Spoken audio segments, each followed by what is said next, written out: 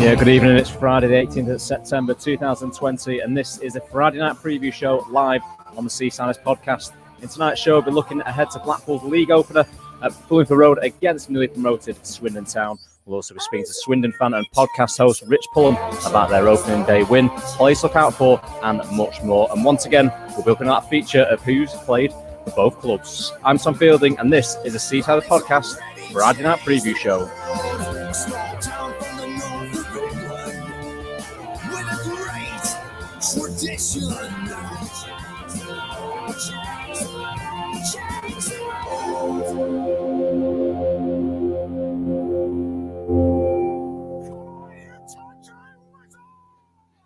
Yes, good evening and welcome back to the Friday night preview show live on the 18th of September. Again, thank you for everyone joining the stream. There's 20 odd at the moment. Let's hope that grows. But tonight I am joined by a special guest.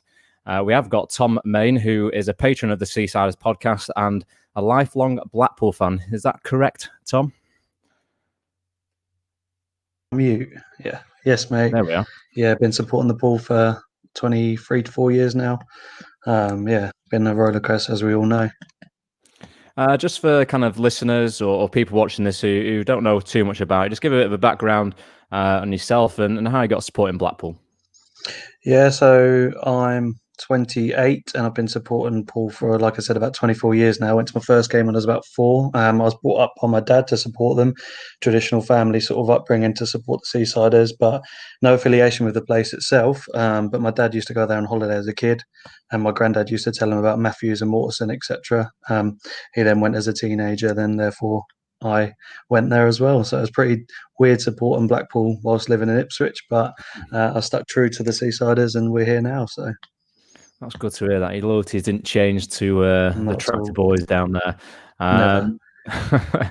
Just to go a bit, if I was talking about yourself and supporting Blackpool, we tend to ask all our guests a similar question. But is there a favourite game that you've been to and you've witnessed being a Blackpool fan? So my favourite game had to be the Ipswich one. I think obviously we've been at Wembley, Nottingham Forest, etc. But the reason I think the Ipswich game for me is we first got to play them, and it was kind of weird just walking sort of 5 minutes down the road to watch Blackpool away. But then when we beat them 6-0 at Bloomfield Road, that was one of my favourite games ever because we absolutely destroyed them. So there's a funny story about that because my mate gave me his ticket to go on their coach, and I had to go undercover the whole way there. And so we won 6-0, and I had to come back, just left my coat up, and then just ran home from the coach after the game. But that was sensational, having the bragging rights after a 6-0 win. So that was just after getting relegated, wasn't it, from the Premier League? I think me and my dad were in Ince was on fire that game.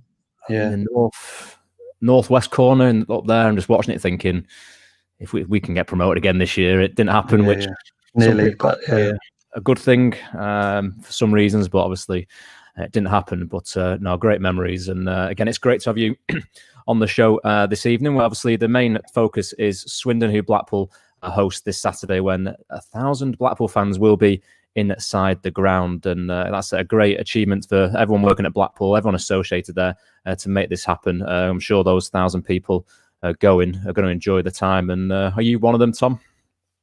I'm not, no. Unfortunately, no. Unfortunately, probably wouldn't be allowed into the place from a different place. I'll be watching on iFollow though, for sure.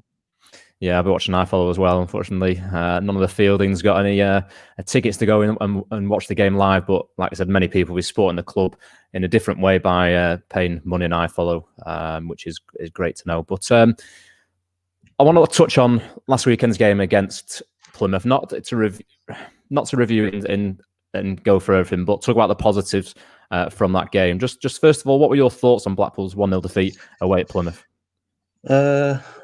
Overall, very, very good. You can see, I said a while ago, you can see Critchley's message getting across in terms of passing the ball. Like we touched upon earlier, I think it was 690 passes, and Ollie Turton, most successful player in the league to have successful passes down the right hand side as well.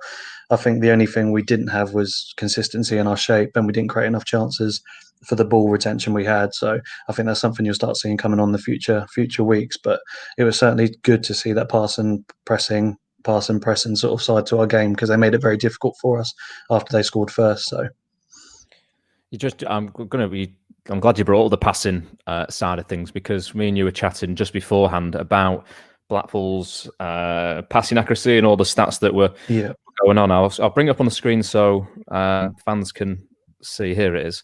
We'll talk over it, but it was interesting what you sent me here. And this is a graphic of Blackpool's passing map from last week. Again, it's Brockett saying it includes all set pieces except throw-ins.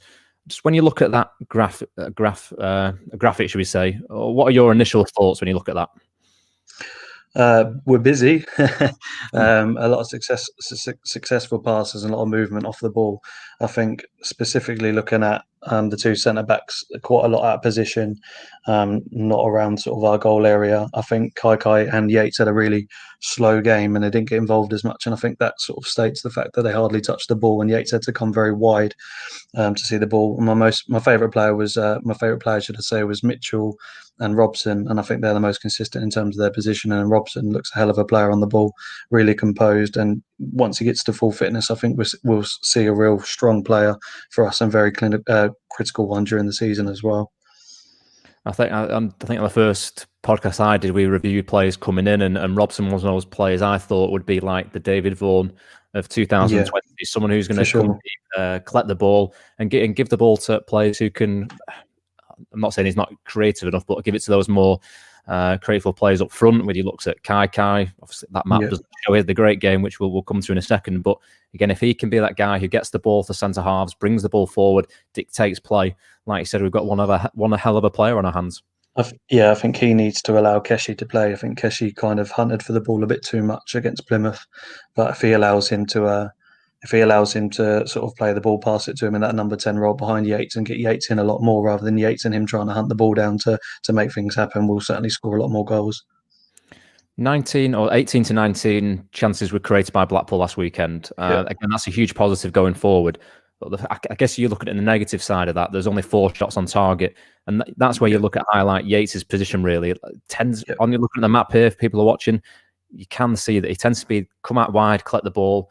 That's really where you want Hamilton or Kai, whoever that might be, to be in those areas. And you want Yates in the box. That's where he's going to get you 15, 20 goals a season, isn't it? Yeah, I think Yates had one big chance, and that was the header. I don't think he got his position right or kind of realised where the goal was, because he flicked it to the left when he should have just parried it straight on. But you're absolutely right. I think chances will come. I'm not going to start getting all angsty at the fact that we didn't score, but I think the shots we had on target, they were pretty poor, and CJ should have scored his chance. And I think Keshi, like we spoke about earlier, should have probably, instead of passing it, give it a go on goal. Then we had the free kick, wasn't it, with Sully? That was the 2 shots we had on target, which really tested the keeper. He made a couple of good saves, but again, we just need a bit more clinical with the ball that we've got. But there's certainly some fantastic sort of football coming into it. And first game of the season, you can't really complain. Just a shame about the result, really, because they didn't do anything to test us too much. So.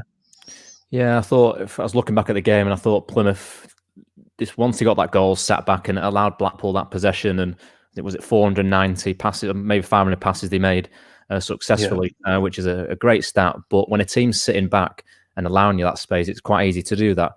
Going at Swindon, a team who like to attack, scored 3 goals in their 3-1 win against Rochdale last weekend. Is it going to be? Do you think it's going to be a slightly different game? Do you think Blackpool will have more of the ball on Saturday, or do you think it's going to be a game where it's going to be kind of attack versus defence? I think they'll be there to play. I think they are scoring goals, and they did play Rochdale with quite a poor side, but they've lost some key players. I think they'll play, which will allow us to attack. So we need to be clinical, because I think they will be. I think we need to score first, as obvious as that sounds. I think if we go down and start the first 10 like we did against Plymouth, we're lucky not to concede 2 or 3. So if we start how sort of Plymouth did, and we take the game to them, we score an early goal, then I think we'll get a win. But if we allow them to play and they score 2 early goals, then we're done for. So it's a bit on a knife edge the way we're playing, because I don't think we've got the centre backs to cope with some quality opposition. But at the same time, we could score 5 or 6 goals in a game if we really wanted to. And I think the pre-season friendly showed what we can do when we're on the attack. So it'd be exciting to see, because I certainly think there'll be more gaps for the wingers to get into, and hopefully they can utilise the space, especially at home with the fans there as well. So. Yeah, obviously, going back to the Liverpool game, I think was quite noticeable. A great first half, and started really strong. Again, when Liverpool were pressing, that allowed the likes of Hamilton to use his pace to get in behind. And Kai, I think, was on the left as well. And in this league, you're going to come work against teams like Plymouth, Wimbledon, who are going to sit back. But it's up to Blackpool and Neil Critchley to put a side out there to go and break that team down. Yeah, I was frustrated in the first half because we didn't use CJ at all. Like we didn't just play him in like we did against Liverpool. Yes, it was an inexperienced fullback playing against him. It's by the by. At the end of the day, we're going to come against players like that in League One, and CJ can rip him for pace. So I was a bit frustrated that we didn't play him down the wing because in the second half they switched sides and he caused some danger. Again, the end product wasn't what we wanted it to be, but he caused some real problems when he switched wings. So I think, as obvious as it is, use CJ, use his pace, use Kai a bit more down the channels rather than them sort of coming in the middle to get the ball or coming into the defensive half to pick up the ball, because they're not going to make things happen because it leaves no one up front. So it will come. I'm very confident of that. Yeah, I was going to say, if you're confident, I'm going to put you under the pressure here. If you were Neil Critchley, would you kind of make any changes, or would you keep that same 11 that started last week? First and foremost, I think Husband needs to come in. However, I think Mitchell did a cracking job. Turton did a good job. So there was rumours he was going to play centre back. I'm not confident if he was going to, but I would have Husband in purely because of the fact that he's not scared to make a tackle and he speaks to the team as well. I think Maxwell does a lot of talking, but the two centre backs don't do enough for me. And Turton's quite reserved as well. And Mitchell definitely wouldn't have been talking to the back four in his first game for the Pool. So I think Husband needs to come in. I don't know who we quite sacrifice, but and for me, I want Matty Virtue in for Ward because I think Virtue offers us a lot more than Ward does. Despite Ward being a half-decent player, I think Virtue will do a lot more if he's fully fit. Yeah, I was obviously talking some of the comments coming in. I'll read this one first, but we have 3 spaces in the squad now. I'd love to get an experienced centre-half, right-back and probably striker in as a third, with Liam Feeney going on loan to Tranmere for the rest of the season. Was that one that shocked you? But 2, do you think that he'll use the loan system now to bring someone in? Starting with the last question, I think he needs to utilise the loan system. I tweeted yesterday, which got a few interactions. I said, whilst I trust Critchley 100%, I think it's absolutely pivotal that we bring in that spear and experienced player, someone with years of experience of League One football. Yes, I think the kids will do a lot. I'm saying kids, some of them are 25, 26 and they've been in the game a while, but we need that experienced centre-half to guide the team forward and give us some shape and structure. So, yes, we do need to utilise the loan system. Feeney, for me, I think he can. I personally, he has a lot of money, and yes, he won't start, so he's an expensive player to have on the bench. But I personally thought Saturday, for example, he would have offered us something else, and whether I would have got rid of him straight away without bringing someone in immediately, probably not. But I can definitely see why he did it. We'll see. I think Feeney did offer a lot. He needed Nangele obviously a lot more than then maybe he'll have an effect with now because we haven't got that tall striking with the balls into, but he's not scared to attack. And I think we need that in the last 10, 15 minutes because we didn't have a plan B Saturday. So we'll see if Neil Critchley is listening to you, Tom. Whether he needs a plan B, I don't know. But, on another game, we might have been 3-1 up. So, I guess that's the flip side. When you watch Liverpool, they don't seem to have that plan A, isn't it? They stick to that. And if they break teams down, great, they'll score 3 or 4 against teams like, but on the flip side, if things aren't going well, they'll still keep plugging away, and I'm sure that's what Neil Critchley will do. But talking about Neil Critchley, he spoke ahead of this game against Swindon, so we're going to listen to his pre-match interview, which you can listen to on the Blackpool YouTube page as well. Yeah, that's given everyone a tremendous lift, I have to say, in the last 24, 48 hours. To hear that we were going to be one of the clubs following the pilot scheme this week. I've got to say the club in a short period of time has been unbelievable, being going to have our ground ready, and for us to have 1,000 of our own supporters back in will give everyone a lift. Really looking forward to it, and hopefully the staff and the players can give our supporters something to be really proud of on Saturday. It'd be great to share it with them again. It may only be 1,000, but what sort of lift do you think it will give the players coming up against Swindon on Saturday? Yeah, I just think it's good for the game in general. Great for us because we'll get to sample it ourselves. But I think you've got to look at the wider and the bigger implications of the sport in general. So it's for us to be one of those clubs that hopes to get the football world back to some kind of normality is a huge step in the right direction, and the players will no doubt, and the staff as well, really appreciate the support that we're going to get on Saturday. And I think the supporters who will be there they'll be desperate to come back themselves, and I'm sure they're really looking forward to it. So can't wait to share it with them. And looking ahead to the game, have you got any injury concerns? And James' husband is obviously, he missed out last week. He's back on the grass. He's been running, and so we're not ruling him out, but we're not ruling him in either. We've still got 48 hours, so we'll see what happens between now and then. He's the only concern at this moment in time. And lastly, Swindon, obviously a newly promoted side, they won on their previous games, so it'll be a tough test against them. Yeah, it will. Yeah, playing any newly promoted team at this stage of the season, because the momentum they built up from last season.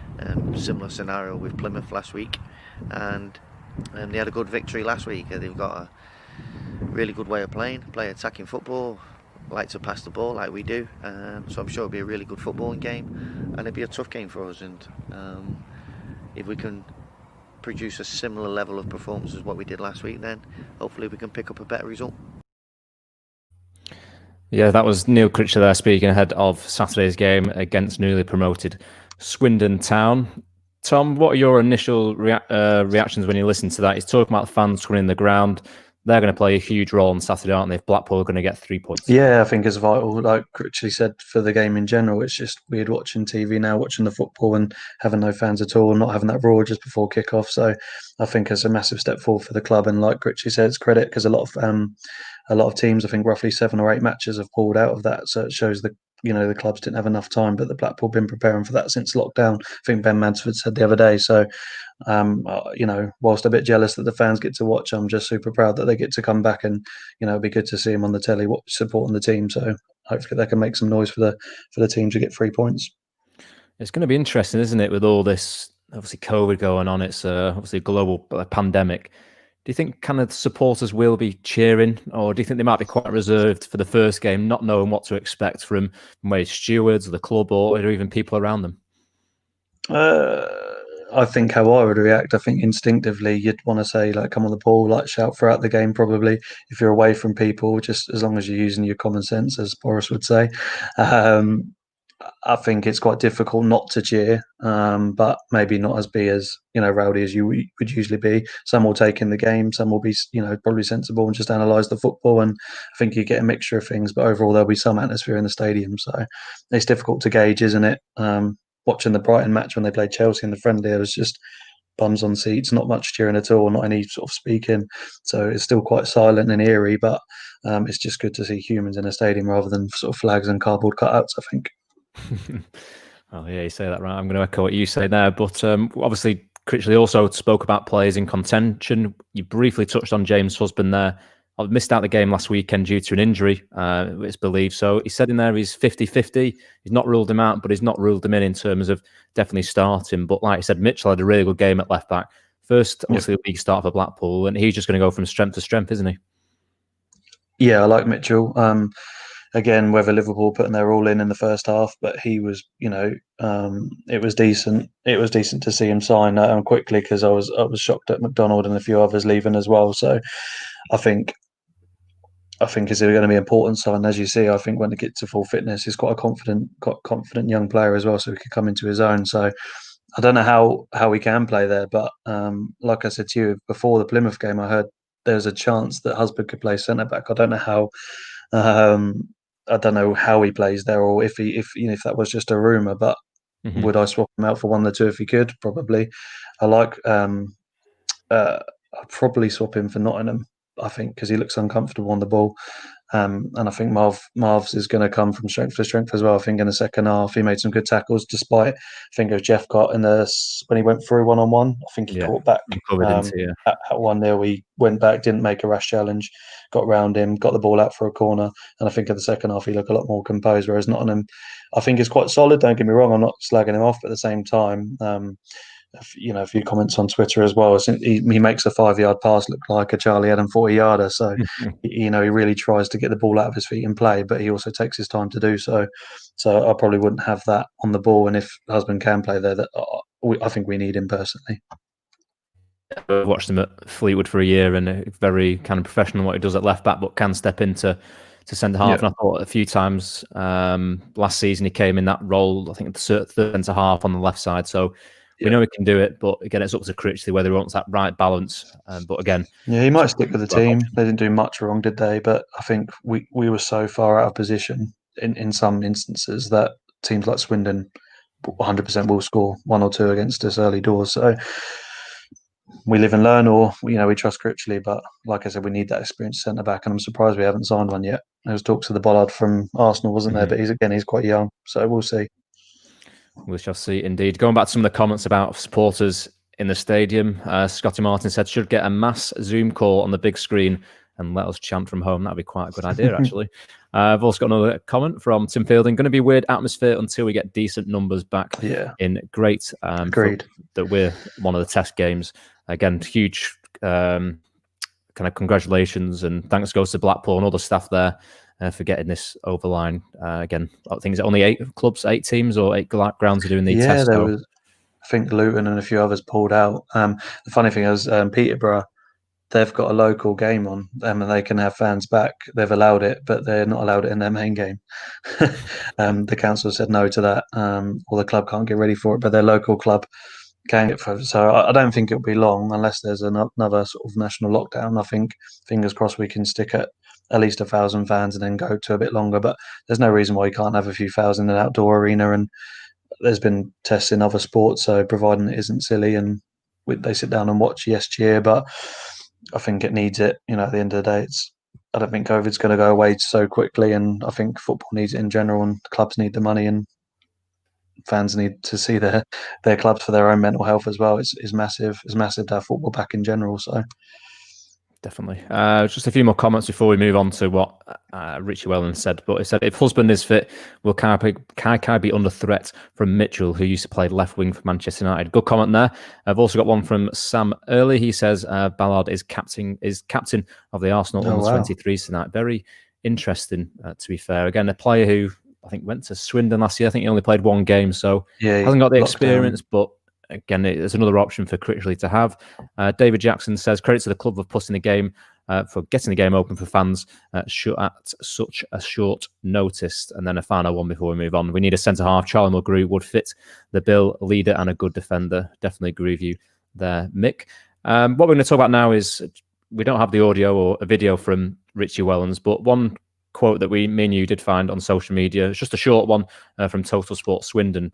But Wellens said, if we can keep the ball against Blackpool, then we can cause them massive problems. It'll be a tough game for us, given their investment that they've had over the summer. I've heard there'll be 1,000 fans in the ground on Saturday, which kind of leaked before anyone else knew, really. When you look at what Wellens has done at Swindon, the way he got promoted, win the league last season, like I said, they're going to come to Blackpool, want to attack. Wellens doesn't want to come back to his own stomping ground, is he, and go away with no points? No, not at all. I think they'll play football, and we need to be ready for them. I think they're much of a threat as we are. They've made some really shrewd signings. They've got some class players, Jack Payne in the middle, etc.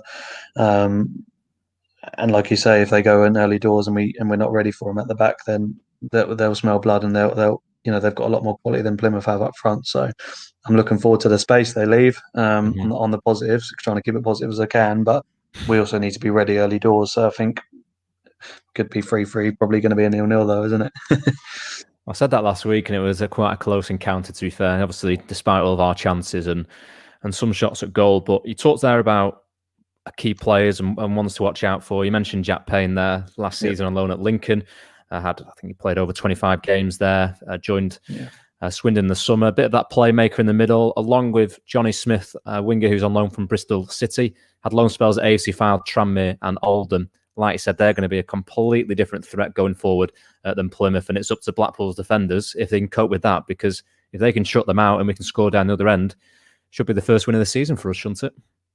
Yeah, my heart says I fancy us to get 3 points tomorrow, but we need to be on it early doors. And like you say, if we can hold out at the back and learn from Plymouth, then we've certainly got a chance to be a lot more composed on the ball and then take our chances. There's one player as well, Anthony Grant. I think Blackpool might have been linked to him, mightn't they, in the summer?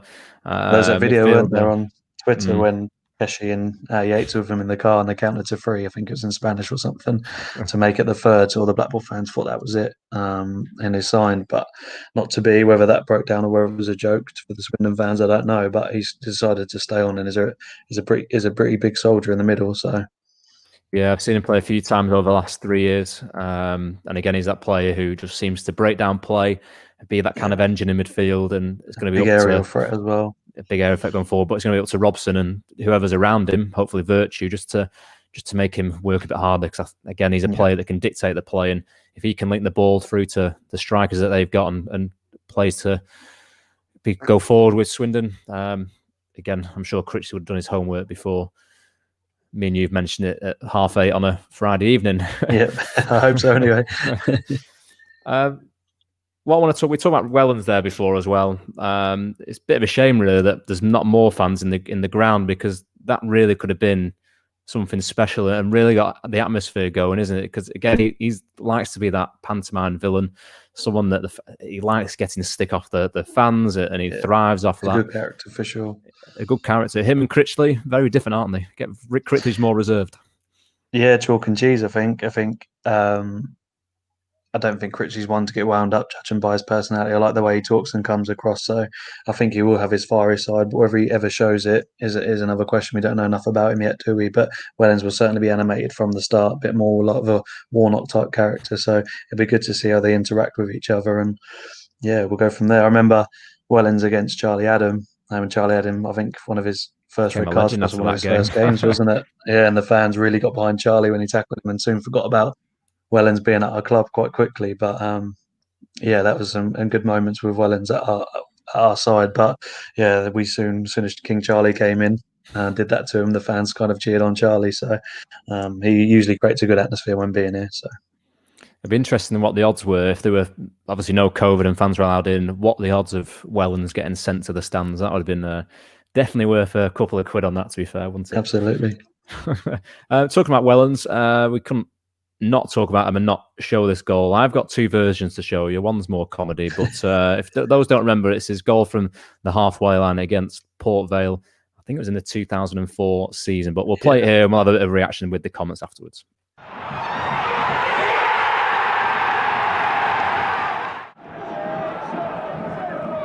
Payne with a clearance, picked off by Wellens. Oh, what's he doing?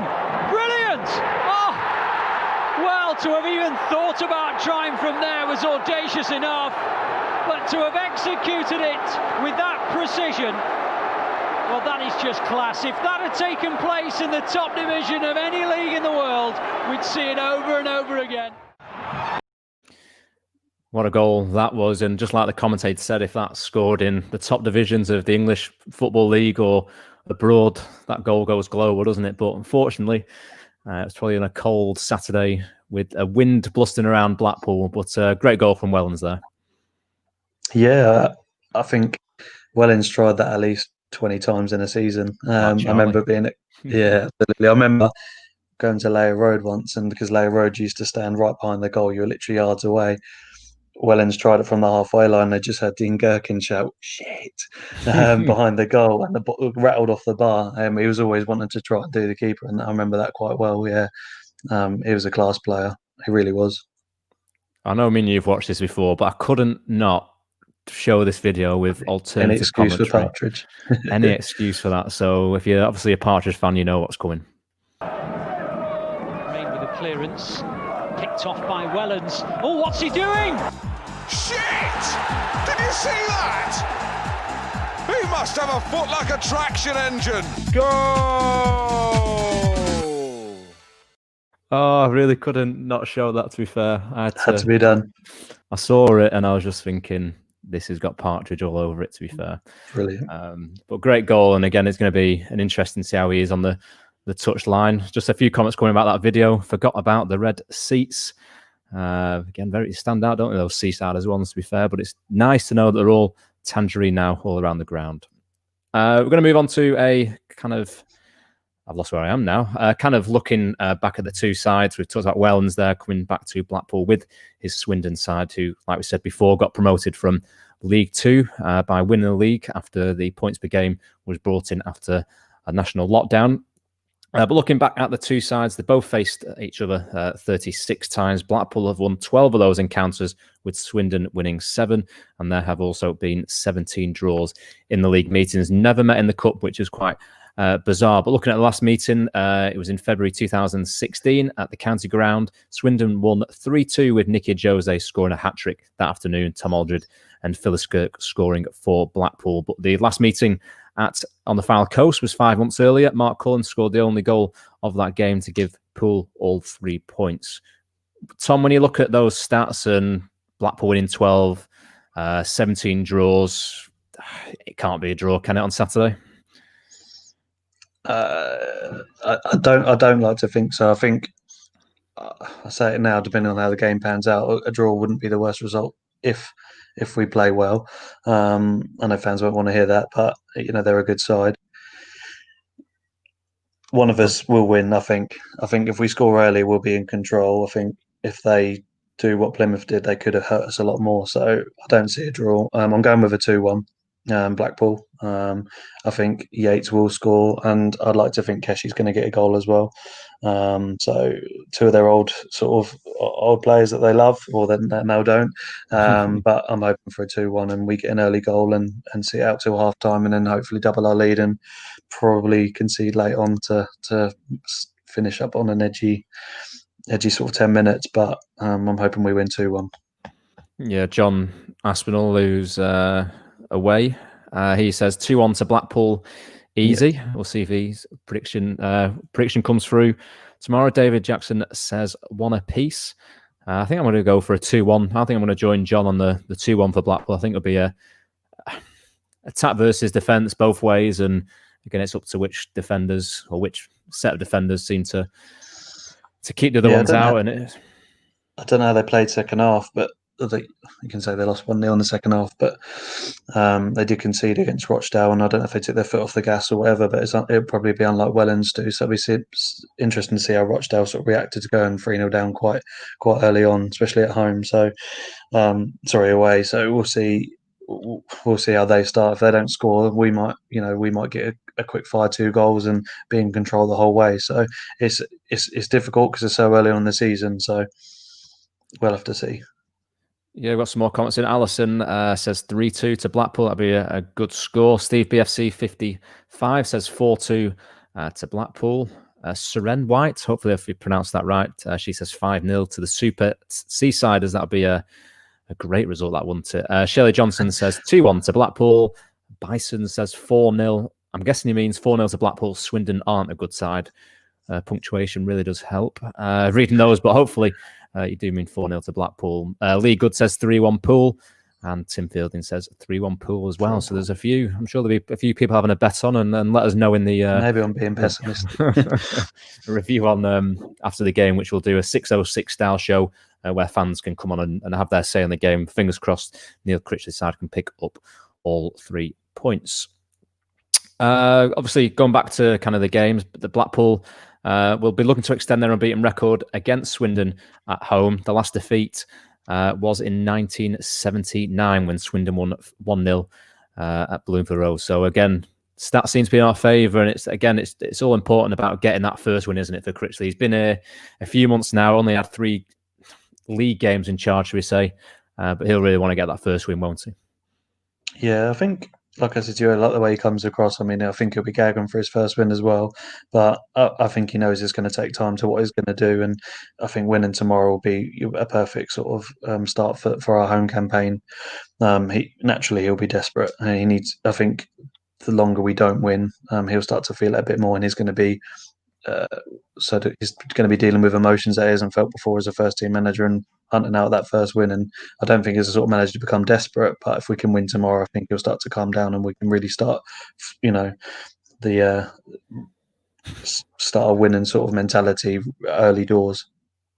Yeah, we've got a few more comments in about score predictions. Ray Gregson says 2-1, #come on your pool. Scotty Martin says 2-1 Kai and a header from Nottingham. Will White says 2-1 to Blackpool, and Bison's corrects me and says it would have been 0-4 if I meant Swindon. So again, thank you for the correction. I knew what you meant. What's your thoughts on Kai? in terms of sort of obviously had a really quiet game. Before he got injured, he was one of the most exciting prospects I think we've seen at the Pool. Yeah, I agree. Yeah, I For a think he long started the time. season off really well. Again, you look at the games against Gillingham and away when we won 3-0, and he was bright, linking up with Delfonso and other players. And then wasn't his fan when he scored against Fleetwood, that free kick, I must admit, when I was working for them. But Unreal. He's again, he's the player who maybe his career hasn't kicked on is because of that consistency. And again, that's just my opinion on him. But I think once he's playing, once he's in that kind of flow of games where he's got a few goals under his belt and a few games there, he really can be a player that Blackpool can, I won't say rely on, but use very wisely in terms of promotion. At the moment it's CJ because of his pace. I think CJ's end product needs to be is definitely a rough diamond. His goal against Liverpool, I was really shocked, to be honest with you, because it was a hell of a finish. And then we had those moments against Plymouth where he had the ball sort of 5-6 yards out and sort of failed to put it away. So I'm not criticising him because I think he's going to be a really exciting player, but we need the other outlet on the other wing if they're going to switch wings and be that dangerous pair like Ince and Phillips were. Kaikai's got bags of talent. I remember his goal against Birmingham last year, the first time volley from Feeney's cross. He's clearly got talent, and hopefully he can sort of come into his own next few games, because he looked a shadow of his former self from last season against Plymouth. So fingers crossed. Yeah, definitely a player. And again, Neil Critchley is probably that man to maybe get the best out of him. Before we move on, must admit I did forget to add this in before, but I have got some of the 3 goals that Swindon scored against Rochdale last weekend. So Blackpool fans, here's what to expect on Saturday.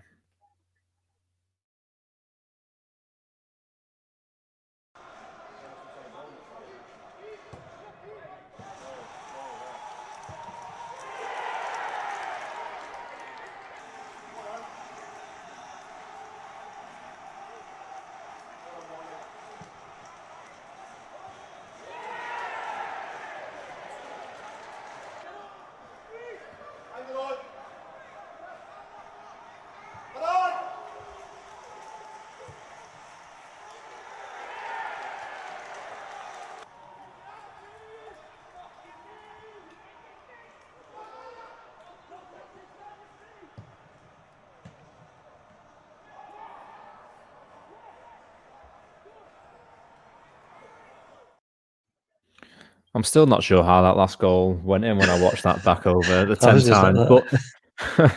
But when you look back at those, and again, we'll get fans' comments in on this, do you think they're trying to press? Definitely that third goal where the mistake comes from playing the ball out. If Blackpool are on their game and the passing's crisp, that's where the space is going to be, isn't it, against this Swindon side? But again, if you're going to make mistakes and Swindon are pressing high, it could easily go the other way, like I said, and be a high-scoring game for one and the other. Yeah, bad defending, really. I think all those goals, the 2 crosses and the third goal, was a really bad mistake at the back. So it's really difficult to gauge how good their attacking is, considering they didn't score until other than those 3 goals. So we'll see. As I say, so early on, you can't really get a gauge, and they are a new team as well. So if we go 1-0 up early doors, you never know. So I think Critchley will be working them hard this week, and I think if we score early, we'll win and potentially win comfortably. But I'm not overly confident until see how we start. But if we get the goal early, I think potentially 2-3 sort of early doors like we have done in pre-season. So we'll see what happens. Richard Watto is watching on Twitter, and he says, surprisingly, on the Swindon Town Facebook fans page, some of the Robins fans predicting a Pool win. Scotty Martin on the other side, our defence worries me. They pry. Sorry, I can't even read. They pry on the set pieces. I thought it was a spelling mistake. My bad, my English. So again, a few comments there. Swindon fans maybe not feeling as confident, but again, kind of the same with us Blackpool fans. Moving on to our last subject before we talk about the new third kit, which has come out. Very interesting. Looking at players and managers who have been at both clubs. We spoke about Wellens there. A great servant for Blackpool in the 5 years he was here from 2000 to 2005. 16 goals in 191 appearances. Obviously went to play for Oldham Athletic, Leicester City, Doncaster, and his last club was Macclesfield, who obviously that sad news obviously this week. Awful. they've been wound up. So hopefully they can come back stronger. As I know, as Blackpool fans, what we've been through, we can hopefully help them in any way possible. Other players, obviously, Jerry Yates was there for a year, 14 league goals in 30 league appearances, yet to score or open his account for Blackpool in competitive fixtures. Keshi Anderson was another one who's had was on loan at Swindon Town, in 2017 to 2018, scoring 4 in 22, and then was there on a permanent deal 18 to 20, where he scored 11 in 78. Again, those two players, they'll want to showcase what they can do, can't they, against their former clubs this weekend. Yeah, I hope Keshi's given the freedom, because he's been my favourite player so far. I think from our signings, I really like the look of him and he's very quick. I think the track and back against Liverpool, again, pre-season friendly or not, I think he ran just before the halfway line all the way back to them, being one-on-one and tackled them with a perfect tackle, as well as offering that attacking threat as well. He works really hard, so he'll be eager to sort of hopefully get an early couple of shots in tomorrow and hopefully test the keeper. And Yates just will be desperate for a goal, whoever he's against. So he needs to stay more central. I think if he gets a couple of his own shots in, rather than hunting for the ball out wide, he's going to be really impactful tomorrow as well. As I expected, my dad's in the kitchen typing away, looking at I was players who have been at both. Earlier, He's put on the screen Dave Bamber, which I have done my research on that one, to be fair, so he can't moan at me after we finish here. But Dave Bamber, looking at some of his stats at Blackpool in the 1979 to 83, 29 goals and 81 appearances there before moving to Swindon Town for the 85 to 87, where it was 31 in 108 games, and then rejoined Blackpool in 1990 to 94, where again a great record, 60 goals and 110 appearances. I can't say I've seen him play, but I've watched highlights. And again, a fan's favourite, which ultimately got him on the Blackpool's Hall of Fame in 2006, where he was one of the 5 to be picked from the 90s era. And again, when you look at kind of players who have been there, he's obviously scored plenty of goals and well known between the Blackpool fans. Yep. Yeah, for sure. I mean, a bit like you, obviously, a bit before our time, but you can tell the personality was there for him as well. And is there one thing Blackpool fans like is a player that sort of loves the fans back, and coming back to Blackpool for 4 years and scoring that amount of goals and having that relationship with the fans. That's ultimately why he's there. So I think you're missing out on the real legend, though, is a big Noel Ranger for playing for both of us. He's on the list as well. Catastrophe of a player playing for both of us. Yeah, that was an Oyston sign if you've ever seen one. So I was telling you offline. I remember he played for, I think it was Southend when I was at Fleetwood, and I think he was on a bit of form, like 3 goals in 2 games or something like that. And he scored against Fleetwood, and he's taken his boot off in the corner flag and got his boot off and kind of used it as a gun to say he was on fire and all this stuff. And I was what an idiot. But look at his stats. Only a year at Swindon, 8 goals in 23 matches. Not a bad turnaround, you have to say, for a man who moves clubs around. And then Blackpool, 2014 to 16 season, just 2 in 14. Again, a striker who had a lot of promise, but obviously his background and off-field stuff just stopped him really from pushing on, didn't it? Yeah, I mean, to say he had bags of talent when he was younger is probably quite true, but yeah, you can't sort of condone the sort of the past he's had and the troubles that he's made at each club, and he's had, I think, 2 to 10 chances that he should have haven't had, and Blackpool offered him another chance, as did Swindon, and he just never took advantage of that, and could have had a really good career in football, but he kind of ruined himself, didn't he? So another player which Seren White has beaten some other people to. I must admit, I didn't see this one. No, I didn't see it. He went. Obviously started his career at Aston Villa, where he's now at Bolton, playing with Ian Evatt. But yeah, it was 2016 to 17 at Swindon, 18 games and just the 1 goal before moving to Blackpool for 3 years. Well, obviously that's quite recent, wasn't it? 125 games, 24 goals. Not a bad return. What were your thoughts on him? Do you think could have kept him, or do you think it was the right time for Delfonso to have his last clap around the stadium?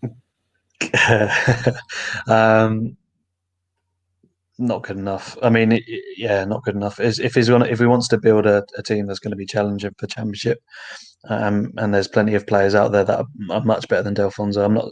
He never did anything wrong, and he was great for the community. And to be honest with you, someone probably did want round the club, so I wouldn't have been ineffective if he was to work at the club. But in terms of football, then with players like Keshi Anderson, CJ and stuff, I think we've got to try something different now and not rely on old Tat. So did everything right for the club, and like you say, a million claps per game, but more of a sort of a community player, one for the fans than anything else. But gave us some good moments. He's really good in his first spell for us. But like I said, I'm happy to see him not start every week. So. Another comment here from Gary Ford saying Steve McMahon managed both teams, Blackpool and Swindon. I must admit, I've not found the stats, but well done for letting us know. It's great that we can get listeners and viewers involved in this show. That's what it's all about. Moving on. Paul. Yeah, he was. He was good. Obviously, promotion, wasn't it, to 2001 from League 2 to League 1 at the Millennium Stadium. What a great afternoon that was. I only remember a little bit, to be fair, but again, memories that obviously us fans will never forget. Moving on to one of the last topics today, Blackpool today announced a new third kit, which me and you, Tom, both really like when we first saw it. It's a dark blue with kind of tangerine around the necks and tangerine kind of letters, should we say, for the sponsor. And I'll just put the graphic on the screen so those who haven't seen it can see it. I've got one that fits the screen perfectly and one not. But there you go. People who are watching, get your comments in. What do you think about the Blackpool third kit? Limited edition on sale now. So I'm guessing you can buy it online or in the club shop if you can go down there. But what I thought was good. Wow, that's quite steep. Anyway, I've not seen the prices, but what stood out to me was, again, the sponsor, Get Vocal. People might have seen it last season. But it's a new campaign aimed at encouraging people in Blackpool to look after their mental health and well-being, and it's targeted to all adults, but particularly men and middle-aged people who might be at risk of poor mental health, but not necessarily seek help. The campaign embodies a series of tips to enable people to take control of their own well-being, and it's great to see that the club are going out there to a kind of a charity or an organisation that are supporting this, because it's a big kind of topic around the world at the moment, mental health, and Blackpool are doing their bit by spreading the word of something local. Yeah, last season when they brought that sponsor out, it sort of touched me because, like, suffering with mental health as well in the past, I think seeing that and seeing what Sadler wanted to do and then sort of engage the fans early doors and with the especially Visit Blackpool, etc. I think he's done a phenomenal job. But only that, the kit's really different. Hasn't got the horrible Wonga tangerine sign like we spoke about sort of 8 years ago when we had that kit. I really like it. Tangerine collar's really nice, and keeping it tangerine on the badge and the sponsor as well. So I think it's really different, and they've done a really good job. So I didn't expect it today either. I didn't expect the third kit. So really nice. Yeah, some of the comments in here saying prefer the stripes, prefer it without the sponsor. In Gary Ford's opinion, Jim BFC put kit is nice. We've got, must say, top kit, Steve BFC 55. Thanks, Steve, for your comments. Yeah, I think it's welcome considering the home kit reaction, and the away kit was a bit boring and a lot of sort of lack of effort. So it's nice to see something different. Yeah, I completely agree with you there. And again, great for Blackpool to get kind of a local initiative sponsoring the shirt again for next season. But I'll just put it on again just for those who haven't seen it. That is the kit. Limited edition, I'm not sure if that means in terms of stock, but I guess it's just the way of the club marketing there, the new shirt and kit. But I really like it. I think it stands out, and probably won't play in it much this season, but it's an option there if we need something different. And some teams come to Blackpool in blue. It looks like Peterborough sometimes do, but you get playing in tangerine. So again, must say, let me get the comment off the screen. Alison says, loving the kit. We also have another comment saying it's a proper quality, but do we really need 3 kits? That is a great question. In this time of COVID and job losses, with Blackpool being quite in a poor area, 45 quid for 3 kits is quite steep. Love the sponsor, mine. Thanks for your comment there. Again, there for people to debate, but truth of times, if we can support the club and people can, then I definitely think we should. I think it's not a negative thing. At the end of the day, if a club choose to bring out a third kit, and sometimes we need to play in sort of slightly different colours than white, then you don't have to buy the kit, I think is a good thing. Like I said, and there's good charity behind it as well. So it's only positive that's come out of it. They haven't done it for the fun of it, have they? So we're going to end it there as well. We're coming up to 52 minutes, 53 minutes on the show. Tom, it's been absolutely great to have you on the show this evening. Me, guys. Really appreciate it. Again, you're a patron of the Seasiders podcast, and the more people we get signed up to that, the more content that goes out to those who have paid for it. Like this, we'll get the audio or interviews we do during the week. They'll get sent that before any other people. So it's great that you support John Aspinall, the Seasiders podcast, as well to try and make this show better. So again, thanks for your support for that, Tom, and also thanks for coming on. I'm sure we'll speak to you soon. If you're on tomorrow for the 606, it'd be great to hear your thoughts if Blackpool can get all 3 points against Swindon. No problem. Thank you again. Well, that's Tom there. Again, thanks for him. But what we're going to do now is you're more than welcome to stay, or hopefully you can stay. But what John Aspinall has done is got an interview with Rich Pullen, who's the Swindon podcaster for the Lothern Stranger podcast down there. And it's about 20, 25 minutes long, but it's an in-depth interview in terms of players to watch out for, more than what we've talked on, and what he thinks about Yates and Anderson who've come here. So I'm going to play that afterwards. But again, a huge thank you to our guests, obviously Rich, who will speak now, but hopefully Blackpool can get back to winning ways and they can pick up all 3 points against Richie Wellens Swindon. Let's hope Blackpool can do that.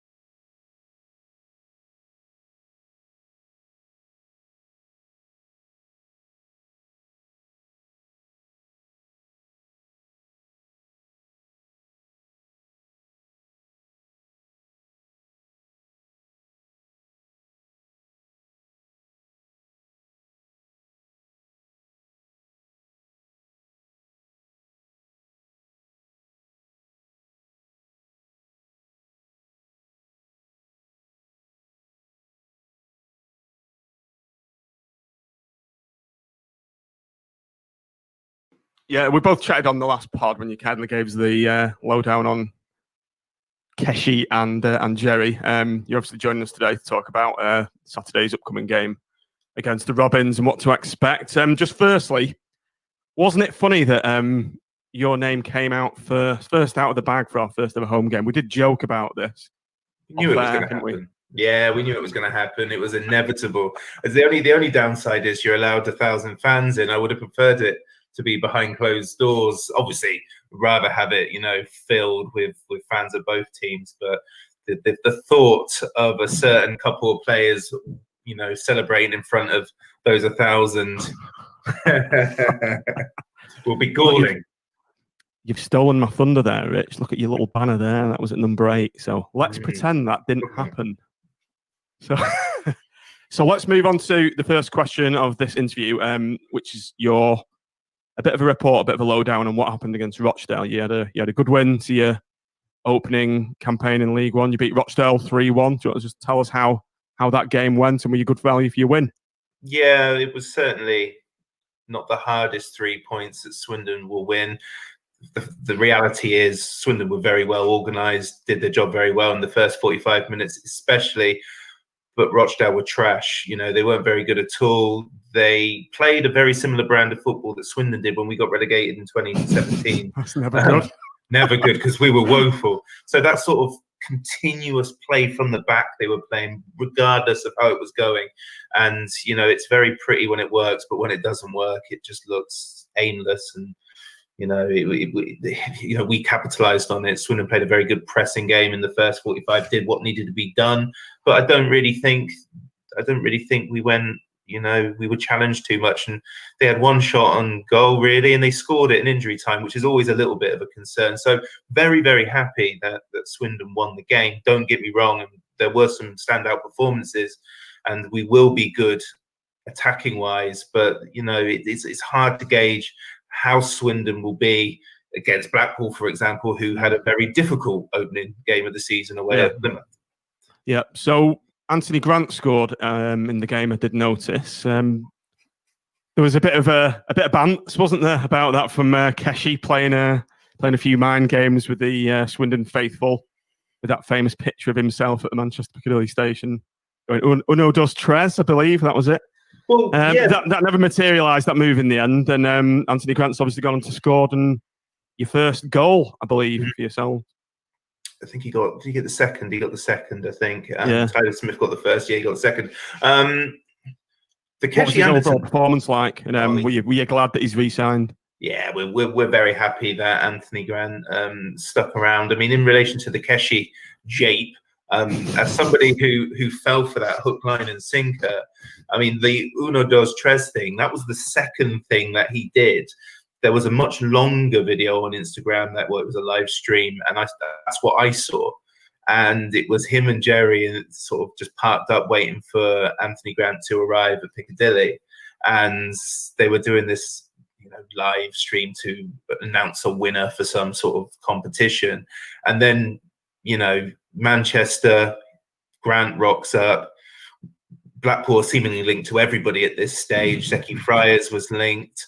Kane Woolery had already been linked previously, and then he turns up, and my heart sank, and I thought, that's poor form, Keshi, poor form. It was very naughty. I don't think Blackpool would have been too impressed by it, to be fair. No. But it was very cheeky, and even though the explanation is he was up there for a mutual friend's birthday, there's a sales pitch there, isn't there? If you're Critchley or Blackpool, you tell Jerry and Keshi to sort of like, go on, see what you can do. See what you can do. But he's of an age where moving up to Blackpool for a year or two to be away from your kid and your family, if you're based down south, it's not a logical move, even if the money's good. So I think Swindon always had that on their side.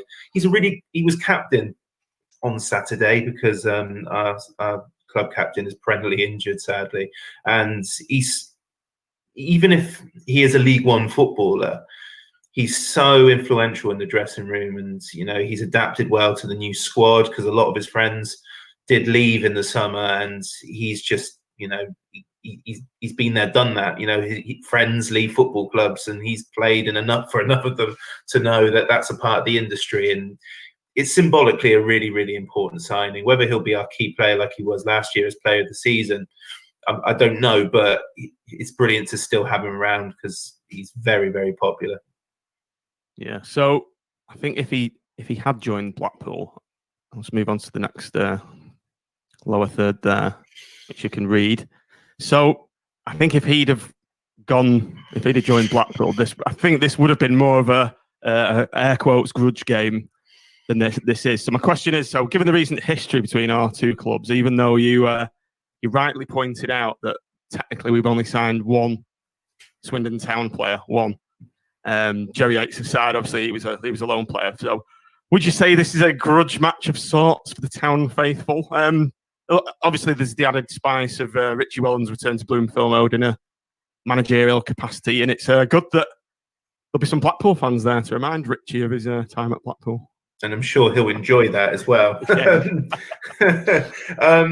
Yeah, Richie Wellens is just obsessed with trying to get fans in. Now he's forever talking about how many people are in the Trafford Centre high-fiving each other and things like that. So why can't football fans go and do the same? And, it's hard to not disagree despite the spite going on, but it is what it is.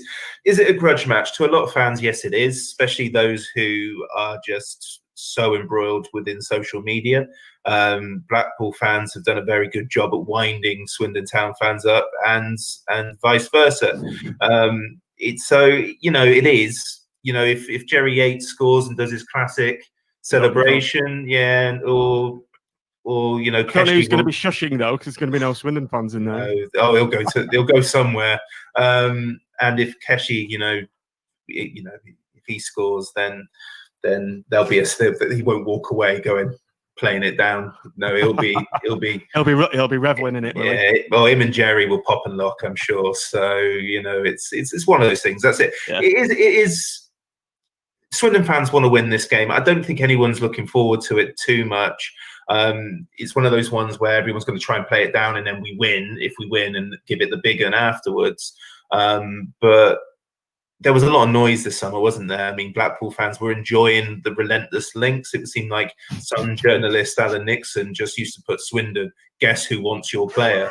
And that was horrible. That was about the same time as the Keshi Anderson joke with, and it was players leave, but it's so soul destroying. And as I said to you last time, it's logical, right? If Critchley's playing the same sort of game as Richie Wellens, then Blackpool are going to look down, see who's doing it below, and try and take their players. That's not. It's nothing more than that. It's not like let's dismantle Swindon Town because we can. It's because we play football in a similar way, So. It's a grudge match, undoubtedly. It is. I don't want it to be though. I've got a friend who's an Oxford fan, actually, and he had some choice words. I'll leave it at that. As when I told him I was having a chat with the Swindon Town fan in the pod. They're all right. It'll be good to bring that back. They look really good this year, their squad. I'm not looking forward. I'm not looking forward to Oxford next month. So no, they're looking. I mean, we did a podcast season prediction. Not as flashy as your one, my goodness, with the PowerPoint, with the Excel spreadsheet. Well done. But the all three. Where did you have them? First or second? Did you? Yeah. We weren't down on Swindon either. No, we didn't have them. We weren't down on Swindon. We were like comfortably mid-table, and if the transfer market goes our way, we could do better. But if they don't, where did you have us out of interest? I had you as I had Blackpool as I had Blackpool as the overrated team, but that wasn't to mean that you wouldn't. How dare you? Right, where's that off button? But that wasn't to say you wouldn't finish in the playoffs. That'll do me. So my argument was, despite the noise, despite the signings, I still think they are 4 or 5 better teams. That's I think I had us as 5th, so that's about right. Yeah. I think I had you mid-table. Yeah, well, so have we. So we're all cool on that front. Yeah. But yeah, and the others all had your playoffs. So it's all right, cool. Yeah. So there's no grudge. The people, the rational thinkers, they there's no grudge match there. Right. So obviously, you've lost your entire forward line, 2 to us, the other to Bolton. Have you replaced your forward line with players of similar quality, given the loss of those 3 players? I mean, it's hard to judge based on one game in a bit of pre-season. So, yeah. Have you replaced those players at all? Yeah. We've the northwest has been the bane of our lives because, as you say, we lost Doyle to Bolton, Anderson, and technically, in a way, Yates to Blackpool. We also lost Woolery to Tranmere as well. So it's been funny. Wellens has always spent the summer saying the same thing. He brought in Tyler Smith on loan for the season from Sheffield United, and he sort of said he's my Musquay, who was a player we had on loan in 2020 from Leicester, who didn't really get going because of the pandemic and the form of Yates and Doyle. And he started really well, so he's playing in the Doyle role at the moment. And he started okay. He scored a couple of goals in competitive. Scored the first goal on Saturday, and we've also brought in Brett Pittman, who is almost certain. Yeah, so he's coming. He'll be on the bench probably for Blackpool because he's a couple of weeks behind fitness-wise, and he's a known goal scorer at League One level. He's expected to take literally the Doyle sort of. He's only a couple months older than him. He's got a sort of decent scoring. I mean, to be honest, his scoring record in League One is probably better than Doyle's. So he'll be the new vocal point. And they still want one more attacking player to come in. We've been linked with Joel Grant, who's a winger attacker who played with Plymouth last year, and he was very popular, but he's 33. So I think a lot of people would have liked another out-and-out centre forward. But there's goals in there. The biggest I guess the thing that we're most happy with this summer is there's going to be more goals from midfield, which we simply didn't have last season. So people like Jack Payne has come in; he can provide. Johnny Smith, who was on loan to Oldham from Bristol City, he's joined us on the season long. He looks really good as well. So that's something that Swindon desperately needed is more goals from midfield. But we also lost Doughty last week, so. We'll see what happens there. Jack Payne, ex-Blackpool. Also, there's a funny story about Brett Pitman. The season when we got to the Premier League, I think he was banging them in. Was it Bournemouth? That's right, yeah. So apparently we'd done a deal for him and he was on his way up the motorway to sign a contract. This is to play in the Premier League.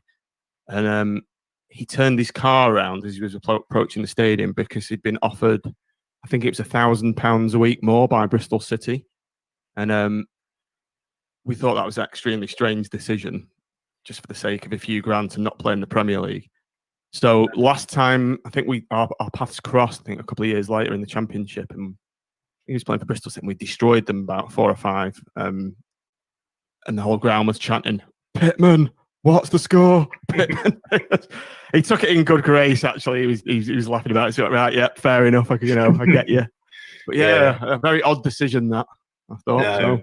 I mean, it's one of those things, isn't it? I don't think he ever made it to the dance either in the Premier League. So it always makes you sort of wonder, doesn't it? Because just do 1 year at Blackpool and then you've got the pick of the South, and if you score 8 to 10 goals, you're gonna get a contract elsewhere. But yeah, Pitman was always, I've seen him quite a few times as I live in Bristol. I've seen him play for Bristol City as well, and he always looked like this player that just looked knackered all the time. But then then he scored from 20 yards, or just because it was easier for him to just shoot than it was to move with the ball. But he's much older now, so we'll see how it goes. He does look a bit behind, so if he comes on tomorrow, it'll be for the last 20-15, unless we're really needing a goal. It'll be more likely that he'll score as well, given that bit of history. Yeah, I hope so. This grudge match is making me feel a bit better if there's Jack Payne, and so Sod's Law can work either side. So that's all right, isn't it? So we've just discussed Jack Payne and Brett Pitman there. Obviously not your danger man. Who is your danger man, or man or men?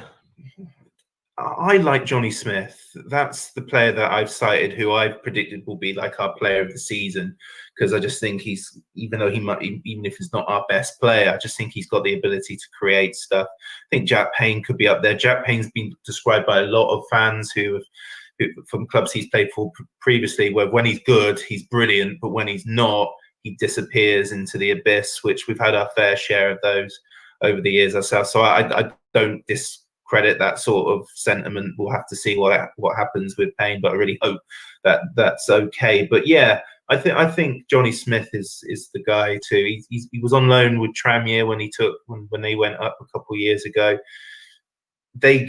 Oldham Athletic gave him like Owen Doyle levels of love when his loan spell finished.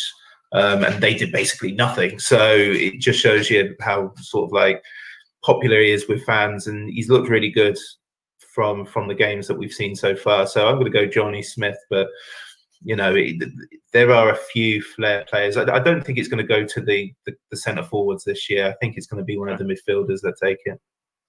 Just looking at Johnny Smith now. So he's a tricky type winger, is he? With Oldham Athletic, is that a Richie Wellens connection? No, I don't think it is. I think it's probably just having played against and done his scouting. We've just signed a player today as a defender, and the first thing you see, he's had 2 seasons with Oldham, but that's I think that's a coincidence as well. But no, I think this is from just being in League 2, and we can offer Bristol City 1. It's an easy commute. He doesn't have to move far away unless he's based, because he's from Liverpool, I think. And 2, it's League 1 football. So I think it was a win-win for Bristol City, and he was pretty good in a quite poor team in Oldham Athletic last year. 11 and 32 I'm looking at now. So it's a decent return for a wide man. Yeah. Right, moving on to the Blackpool threat, 2 of which you know very well. So which of the Blackpool team are you least looking forward to facing? I don't know. Swindon connections aside, purely on a footballing basis. I think it's hard not to discredit these Swindon guys because we know what they can do. It's Jerry that we fear the most. And I understand that Keshi's impressed more, maybe. I'd say so.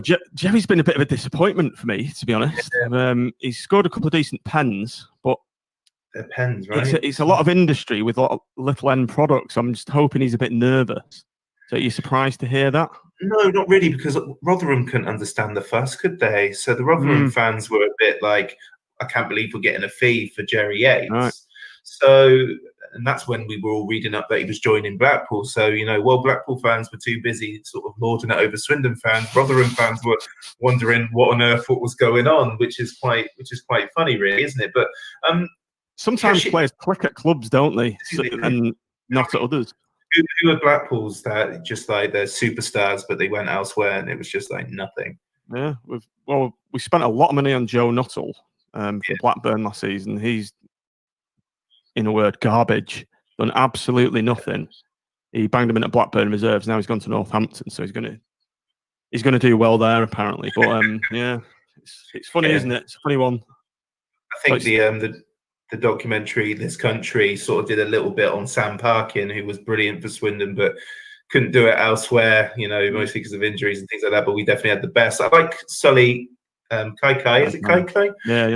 I've always liked him. And, he's a sort of player that would do very well in a Richie Wellens team. But other than that, I don't really know a huge amount what's going on with Blackpool, other than they're that I predicted that Lincoln would do well this year, simply on the basis of I think their manager's good in ex-Oxford with Michael Appleton. So that they don't have the superstars, but they've got the team. And I think Blackpool, no one's going to proclaim that Blackpool have got like the whoa players, but they've got a good unit together, and that's why people are putting them in the playoffs, I think, more than anything. Well, hopefully we score a goal, Rich, because we haven't even scored yet this season. So we break that duck tomorrow. Historically, Swindon would just open the door and just say, well, let's have that on us, and whether we win or not. But no, we've had some.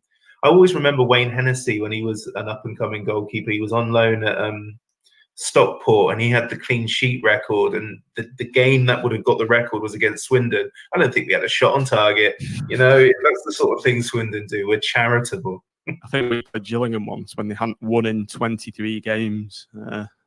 And guess what happened? I don't even need to tell you, do I?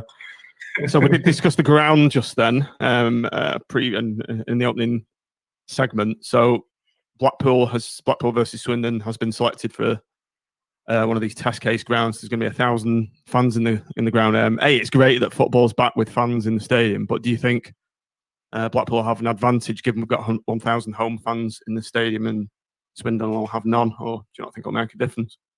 It's really interesting, isn't it? Because football should be just, it is, 11 versus 11 and the team on the day wins. But I think what's been abundantly clear in any level that we've seen since fans haven't been allowed in, that home advantage, general form just goes out the window in these sort of games. So, I won't be kicking up a stink because there are 1,000 fans isn't enough to sort of generate.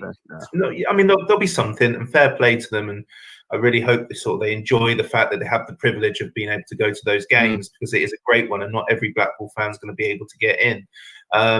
Which is. I've not got a ticket. I'm a season ticket holder. I've not won one of the golden tickets. I was quite pleased though, because I'm actually away this weekend, so I couldn't have gone anyway. Every cloud, yeah.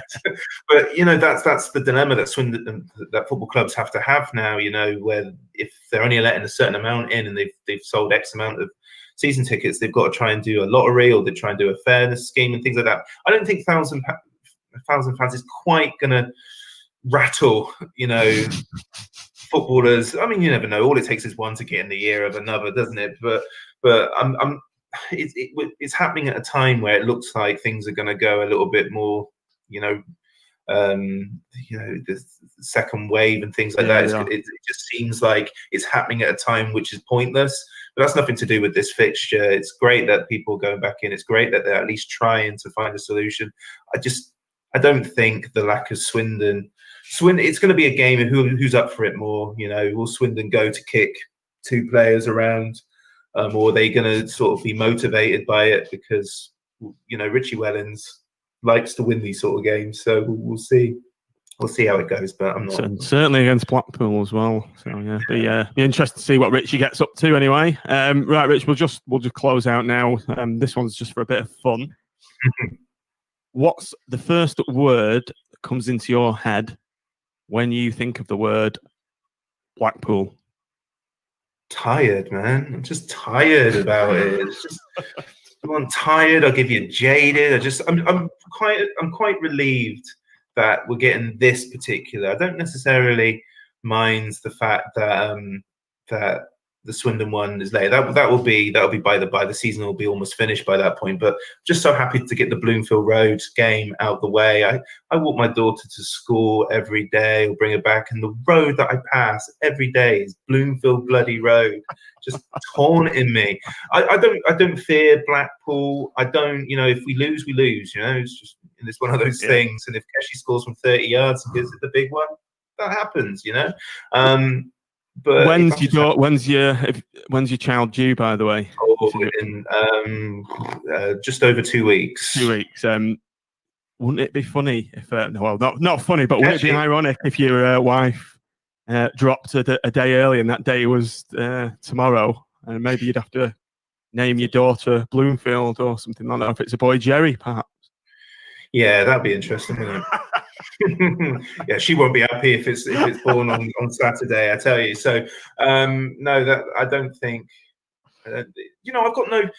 When I spoke to you about Keshi, I was complimentary to him, and this is before the Undustres and things like that. And I still maintain it. The guy is obviously a wind-up. He's got the ability. He hasn't done enough. He didn't do enough at Swindon. He's got a new opportunity with a big club at League One level to really make a name for himself. And, I don't want him to do it on Saturday, but, good luck to the guy. I've got good beef with him. Our game at the weekend, I actually didn't realise he was playing until the second half. Well, I can't say that that's something we hadn't experienced in his first 2 seasons at Swindon. And a couple of his best goals for Swindon were in games where we lost, and as I said, I remember you saying, who cares, right? When they score those great goals, but it's good to get out of the way. It'll be a good venting session because most people will be following it online. I'll probably just dip out of it, to be honest. On Saturday, I'll probably just keep an eye on the score and not venture onto social media because it'll just get lost in crazy. But there shouldn't be a rivalry. Hopefully, this will nip it in the bud until at least April, unless you get a couple of players before the window closes. That'd be crazy. But you guys are fans. You've been through just a horrible time in the last decade plus, and it's hard. No matter how people like to sort of do the red hot banter on social media, it's hard to dislike a club whose supporters have been through awful situation for so long. Enjoy this time where you are signing players that excite you and have somebody that wants to do what's best for a football club. Yeah. And that's all I see really at the end of the proverbial. It's just that's all that matters really, that Blackpool didn't become one of those clubs that just is what's happening elsewhere in the Northwest. Good luck to you. No, it's really gracious of you to say that, Rich. It's all just good fun anyway, isn't it? It's all it's all bants. It's all red hot. Right, and the stereotypical question to close off. What's your score prediction for tomorrow? Yeah, because they're so similar, I'm going to go for like a 1-1. That's the hope. A lot of Swindon fans do think we'll lose this one. I think that's just because we're pessimists, and we always tend to lose these sort of battles. So I think a lot of Swindon fans are saying maybe 2-1 loss, but I'm going 1-1. I think they'll just equal each other out. It could even be a 0-0. I think the stats sort of govern that it might be a close one, but I think because again, it depends on how the clubs have motivated this. Have the clubs internally built this up as a grudge match? If so, it might be a spicy encounter with a few sendings off. I hope so. I love those games, but we'll see. 1-1. Okay. Right. Thanks a lot again for your time, Rich. Really appreciate it, and it's always good to chat. Likewise. Thoroughly enjoyed it. Yeah, we'll see you in April anyway, or just before April the 2nd, I think it is. Right, thanks a lot, Rich. No problem. Take care. Cheers, mate. See you later. Bye.